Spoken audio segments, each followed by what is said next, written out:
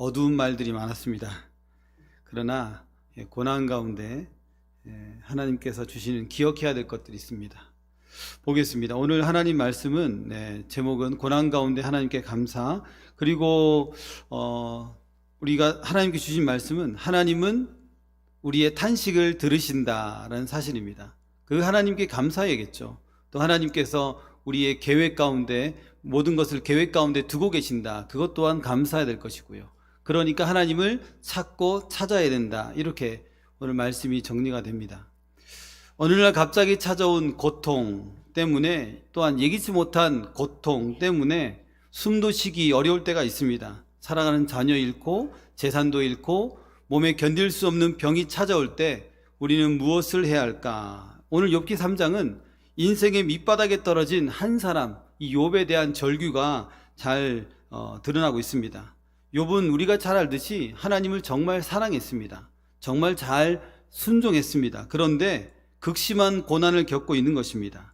그의 깊은 탄식은 처절한 절망이지만 동시에 진정한 기도다라고 말할 수 있습니다. 오늘 말씀이 우리에게 주어진 것, 첫 번째는 아까 말씀드린 하나님은 우리의 탄식을 들으신다라는 것입니다. 그러니까 어찌 감사하지 않을 수 있겠습니까? 욥은 하나님을 경외하며 살았던 사람이지만 아무 잘못도 없이 두 번이나 심한 고난을 당했습니다.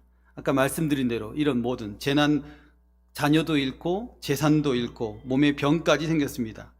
그럼에도 욥은 믿음으로 1장 22절에 고백합니다. 빈손으로 내가 왔지 않느냐. 그리고 빈손으로 나는 돌아간다. 주신 분도 하나님이시니 주님의 이름을 찬양하겠다. 이런 정말 너무나도 멋진 신앙의 고백을 했습니다. 또 두 번째 고난 받을 때도 2장 10절에 우리가 하나님께 복을 받았은즉 재앙이라고 못 받겠는가 하면서 너무나 위대한 신앙의 고백을 했습니다. 그런데 이 우리의 삶이 복만 받고 살 수는 없지 않습니까? 복을 주시면 복을 받고 또 재앙을 주시면 재앙도 받아야 하는 인생, 그런 것이 우리의 인생이라는 사실을 욥은 우리에게 말해주고 있습니다. 이러한 욥이 하나님 앞에서 오늘 깊은 탄식을 이제 하고 있습니다. 3장 3절에 보면 내가 난날에 멸망하였더라면 사내 아이를 베었다 하던 그 밤도 그러하였더라면 태어나지 않았다면 좋았을 것을 이라고 말하고 있습니다. 오늘 말씀은 이 3장 1절에 10절이지만 전체 3장을 가지고 이야기합니다. 태어나지 않았더라면 이런 말이 어디 있습니까? 이런 말이 어떻게 이런 말을 할 수 있는가? 그만큼 지독한 고통 가운데 빠져 있다는 것입니다. 또 3장 11절에는 어찌하여 내가 태에서 죽어 나오지 아니하였던가? 어찌하여 내 어머니가 해산할 때에 내가 숨지지 아니하였던가? 이런 차라리 태어나지 말아야 할 것을 나는 태어나지 않아야 될 운명이었는데 그런 느낌들이 계속 듭니다. 욥은 이런 탄식이 사실은 불평이나 원망이 아니라 자기 신앙의 고백이고 진심, 솔직한 괴로움의 표현이란 거죠. 근데 이런 말들을 어떻게 전능하신 하나님, 능력이 많으신 하나님, 사랑이 풍성하신 하나님께 말할 수 있는가? 하나님은 말할 수 있다는 겁니다. 하나님께 이러한 자신의 진정한 토로하는 내용도 하나님은 받으신다는 거죠. 욥기 3장 24절에 세번역 성경에 이렇게 말합니다. 밥을 앞에 놓고서도 나오느니 탄식이요 신음소리 그칠 날이 없다. 정말 얼마나 마음에 짓눌림이 있다면 이 정도까지 표현할까? 탄식, 신음소리 그칠 날이 없다. 하나님께서는 우리가 고난을 받을 때 우리를 외면하거나 그 소리는 듣기 싫어하고 등 돌리는 하나님이 아니라는 거죠.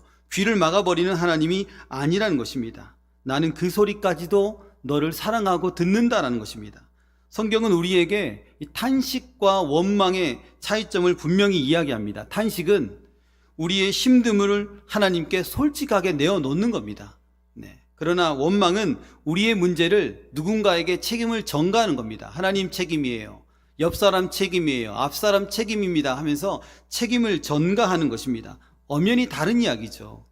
성경에는 이 하나님께서 친히 우리의 탄식 소리를 들으신 이야기가 많이 등장합니다. 사무엘의 어머니 한나도 오랫동안 아이를 낳지 못해서 탄식하며 기도했습니다.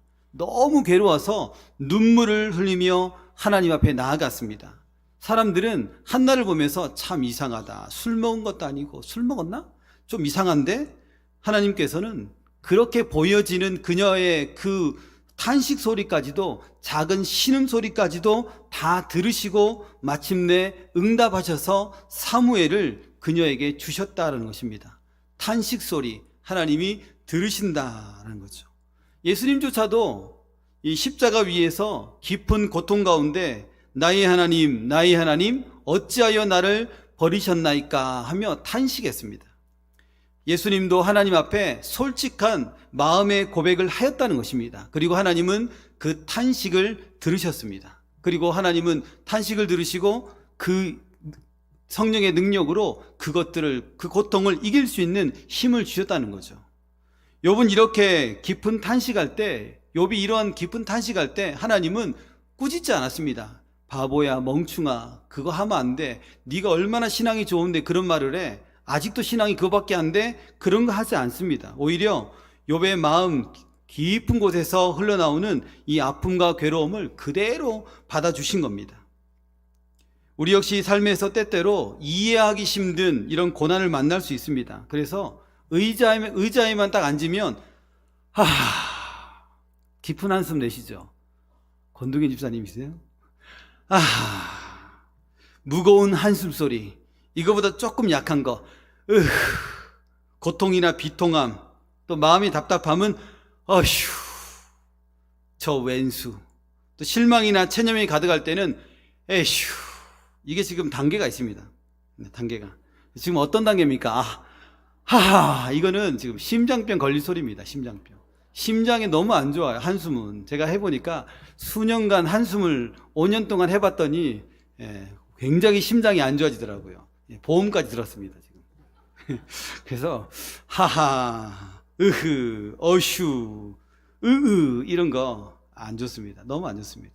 만약에 지금 어후, 에슈 이런 거 의자에만 앉으면 하시는 분이 있다면 바꿔야 됩니다.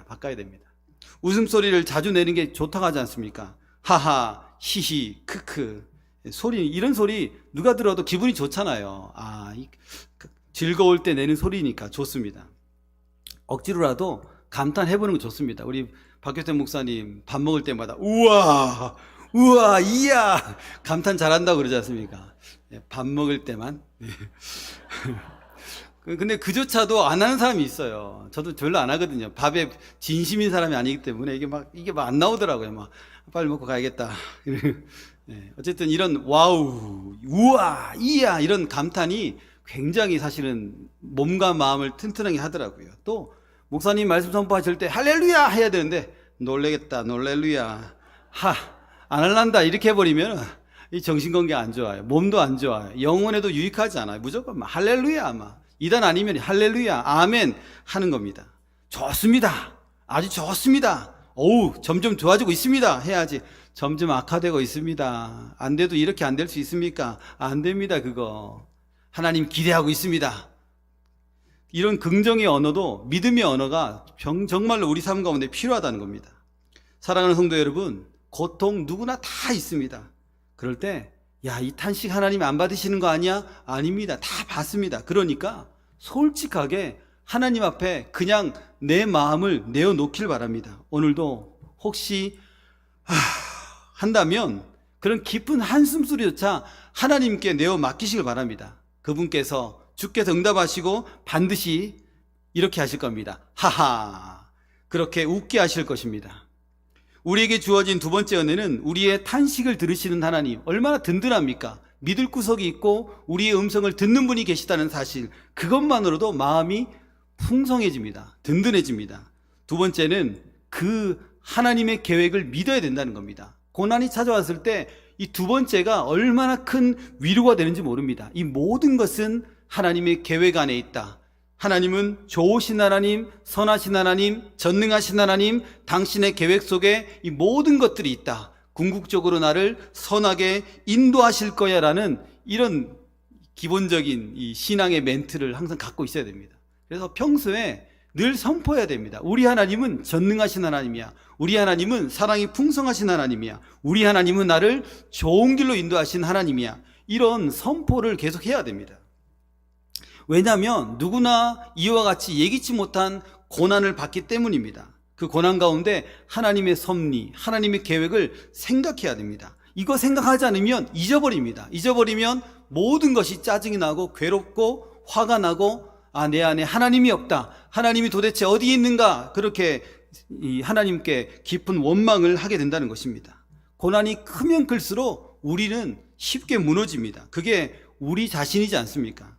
하지만 그런 상황 속에서도 욥은 하나님의 이 계획을 신뢰하고자 몸부림치는 겁니다. 그래, 그럼에도 하나님의 계획이 있어 하면서 몸부림치는 겁니다. 포기하지 않고.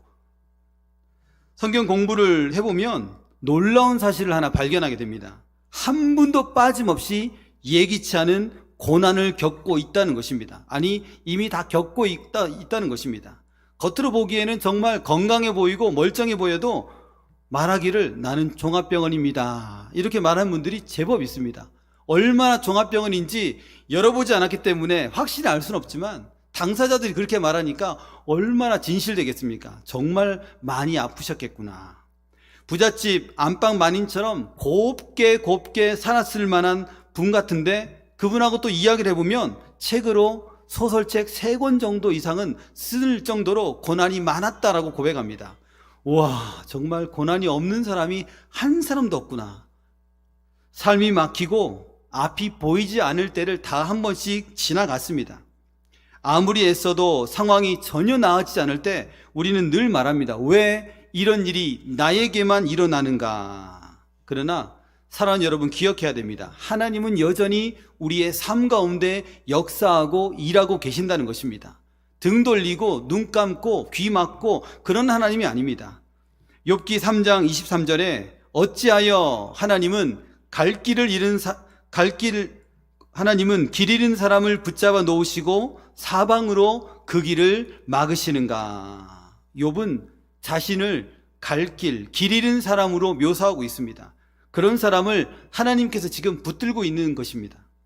예전에는 하나님의 붙드심이 너무 좋았는데, 너무 형통했는데, 그 붙드심이 나를 지키시고 보호하는 울타리였는데, 이제는 그 하나님의 붙드심이 나를 감옥처럼 만드는구나 하면서 욥이 그런 느낌을 받고 있다는 것입니다. 하나님 조금 놔주시면 안 돼요? 이제는 좀 놔주세요. 이런 마음. 우리가 이해할 수 없는 시련 속에서도 하나님은 여전히 놀라운 계획이 있습니다. 너 힘들지? 내가 붙잡고 있어. 너 그거 기억해야 돼. 날 봐야 돼. 다른 데 보지 마. 이거 너무 힘드니까 다른 데 보면 너 쓰러져. 너 좌절해. 그러니까 내가 널 붙잡고 있으니까 너도 나 붙잡고 나만 바라봐. 이런 내용을 하고 있는 겁니다. 다윗도 우리 잘 알듯이 사울에게 쫓겼지 않습니까? 장인어른에게 쫓기는 심정. 와, 이거는 너무 힘들 것 같아요. 장인어른 왜 그러십니까? 장인어른이 지금 다윗을 쫓고 있습니다. 오랜 시간 동안 그 고통은 말할 수가 없습니다. 동굴에서 숨어 지냅니다. 배신을 당하고 외로움 속에 홀로 남겨진 적도 있습니다. 하지만 다윗은 어떤 상황이든지 어떤 환경이든지 하나님을 끝까지 신뢰했습니다. 시편 23편 1절이죠. 여호와는 나의 목자이시니. 이 짧은 말 한마디에 다 있습니다. 여호와는 나의 목자시니. 어떤 상황이든지 저는 여호와 하나님을 찬양합니다. 어떤 상황이든지 하나님께서 좋은 길로 선한 길로 인도하실 줄 믿습니다라는 그런 마음이 담겨져 있는 겁니다. 그 믿음 덕분에 그는 이스라엘의 위대한 왕이 되었습니다. 고난 속에서도 하나님의 계획은 전혀 변하지 않는다는 것입니다. 예전에 잘 알려진 닉 부이치치가 있죠. 사지가 없습니다. 팔다리가 없습니다. 절망이 밀려올 때마다 그 또한 하나님을 붙들고 신앙으로 살아갔다라고 말하고 있습니다. 그가 세계적인 강연자가 된 이후에 많은 이들에게 고백합니다. 한계를 두지 마십시오. 팔다리 없다고 못한다 하지 말라는 거죠. 하나님 안에서 모든 것이 가능합니다. 고난 가운데 하나님을 강력하게 붙잡았더니 하나님께서 새로운 희망을 그의 삶 가운데 열어주신 겁니다. 무엇을 믿어야 됩니까? 전능하신 하나님 아버지의 선하신 계획을 믿으라는 겁니다. 어떤 상황이든지 지금 당장은 이해가 안 돼도 하나님을 믿으라는 겁니다. 전투기 조종사가 비행 중에 정말 빠른 속도로 막 하늘을 치솟아 오르고 거꾸로 뒤집어서 날았다 하면 이 전투기 조종사가 방향 감각을 잃어버립니다. 방향 감각을 잃어버리는데 그러면 눈으로 모든 사물을 파악하기 어렵지 않습니까? 하늘과 바다 구분이 어려워지는 때가 있습니다. 하늘도 파랗고 바다도 파랗고 그때는 육안을 의지하면 안 됩니다. 두 눈을 의심하고 두 눈을 의지하지 않아야 됩니다. 오직 계기판을 바라봐야 됩니다. 그런데 계기판을 바라보지 않고 계기판에 울리는 알람을 무시하고 자신의 두 눈을 의지했다가는 바다를 향해 이 전투기가 곤두박질 친다는 것입니다. 계기판을 봐야 됩니다. 전능하신 하나님의 놀라운 계획을 바라봐야 된다는 것입니다. 보이는 것 그 너머에 있는 하나님의 놀라운 계획, 섭리입니다. 섭리. 그것을 바라보시는 저와 여러분들 되시기를 소망합니다. 마지막 세 번째는 우리 하나님이 이와 같은 하나님이지 않습니까? 그 하나님을 찾고 찾아야 됩니다. 어떻게 보면 하나님이 먼저 우리를 찾습니다. 그러나 하나님께서 우리에게 원하시는 바는 하나님을 찾고 찾으라는 겁니다. 간절히 기도의 자리에서 하나님께 나아가는 말씀이죠. 욥은 태어났음을 후회하고 삶의 빛도 저주합니다. 욥기 3장 20절입니다. 어찌하여 고난당하는 자에게 빛을 주셨으며 마음이 아픈 자에게 생명을 주셨는고. 차라리 하나님 어둠 속에 있는 게 그런 어둠 속에 묻혀 있어야 했습니다. 이런 말이죠. 또 그는 죽기를 희망합니다. 욥기 3장 21절 22절에 새번역 성경에 이런 사람들은 죽기를 기다려도 죽음이 찾아와 주지 않는다. 그들은 보물을 찾기보다는 죽기를 더 바라다가 무덤이라도 찾으면 기뻐서 어쩔 줄 모르는데. 죽기를 간절히 희망해도 죽을 수 없는 인생, 그런 인생을 이야기하고 있습니다.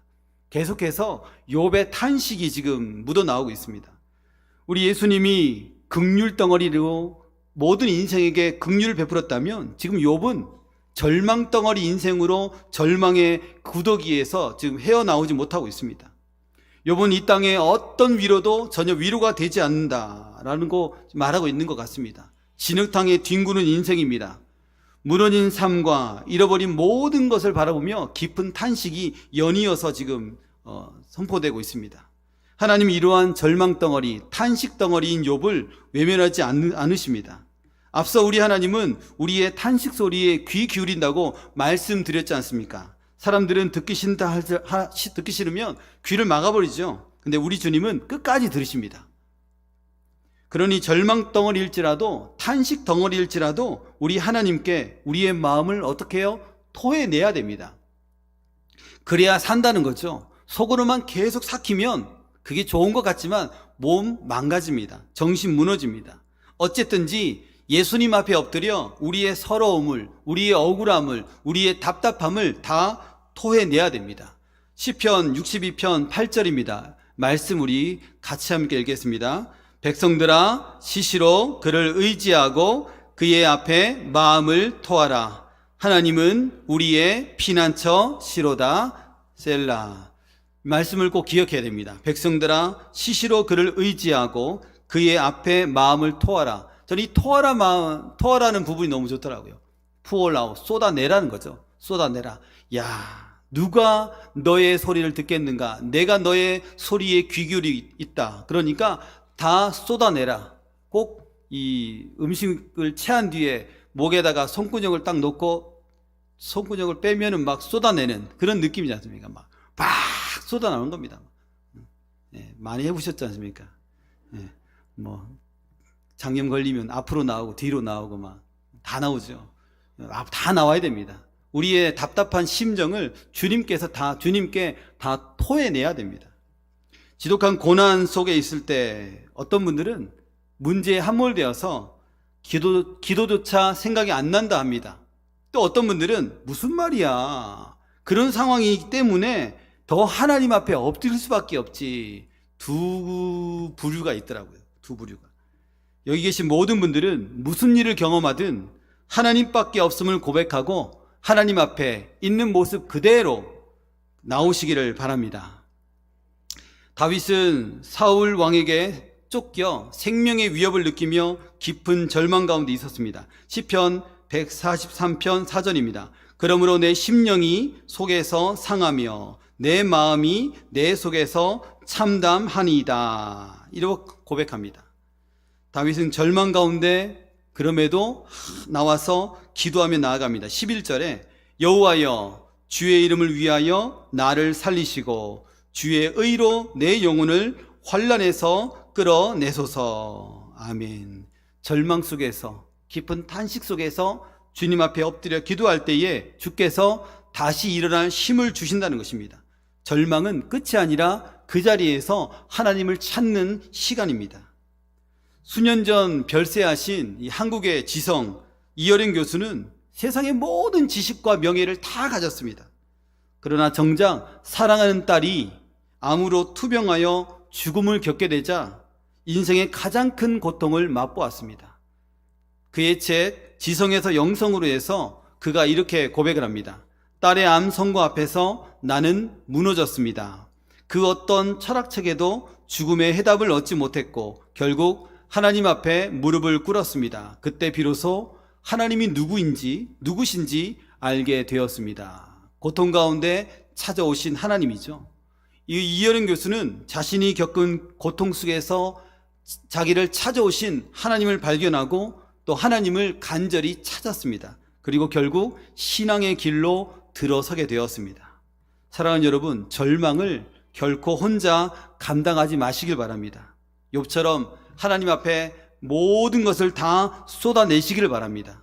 가슴속 깊은 아픔도 말이 되지 않는 탄식도 눈물 날 모든 일도 주님 앞에 다 토해내시기를 바랍니다. 그때에 성령께서 말할 수 없는 위로로 우리를 감싸 주실 줄 믿습니다. 말씀을 정리하겠습니다. 19세기에 미국의 유명한 시인이자 작가인 롱펠로우는 이와 같이 말했습니다. 슬퍼하는 자여 마음을 가라앉히고 탄식을 거두어라. 구름 뒤의 태양은 언제나 빛나고 있을지니. 너무 말씀이 좋더라고요. 우리의 탄식을 들으시는 우리 하나님께 감사하길 바랍니다. 우리를 위한 놀라운 계획을 세우신 우리 하나님께 감사하시고 그 하나님을 언제든지 날마다 찾으시는 우리 모두가 되시기를 소망합니다.